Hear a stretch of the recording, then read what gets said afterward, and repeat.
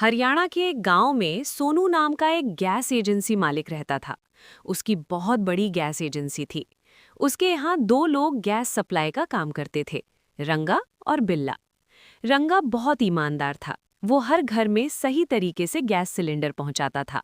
लेकिन बिल्ला बहुत चालाक और लालची था। वो कुछ सिलेंडरों में हेराफेरी करके पैसे बचा लेता था। दोनों रोज गांव-गांव जाकर गैस सप्लाई करते थे।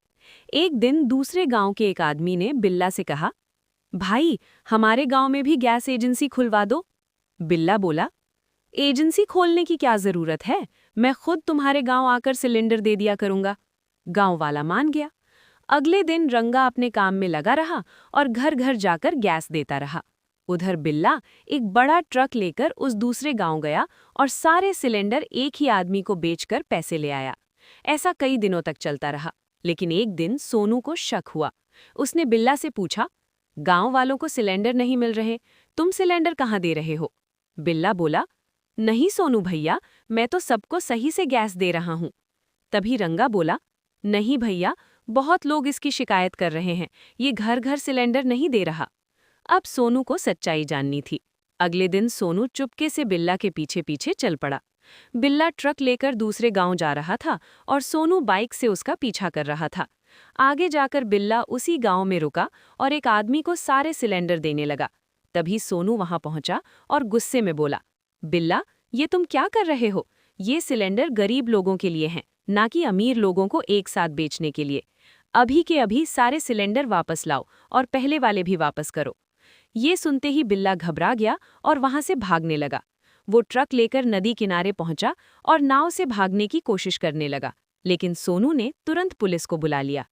पुलिस मौके पर पहुंची और चारों तरफ से बिल्ला को घेर लिया। उसके पास से सारे सिलेंडर बरामद कर लिए गए। बिल्ला को गिरफ्तार करके जेल भेज दिया गया। इसके बाद सोनू ने खुद गांव-गांव जाकर सभी लोगों को सही तरीके से गैस सिलेंडर दिए। एक छोटे से शहर में आरव नाम का एक जिज्ञासु लड़का रहता था। उसे नई नई चीजों के बारे में जानना और रोमांचक यात्राएं करना बहुत पसंद था।